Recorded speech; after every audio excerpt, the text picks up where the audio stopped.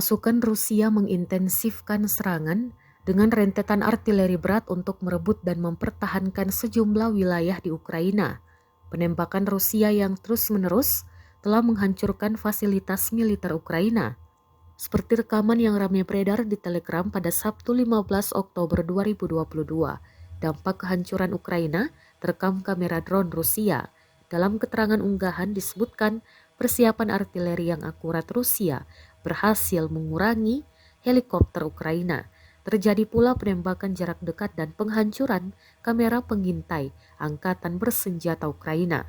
Tampak pula pasukan Rusia menyisir parit kemudian menangkap sejumlah pasukan Ukraina.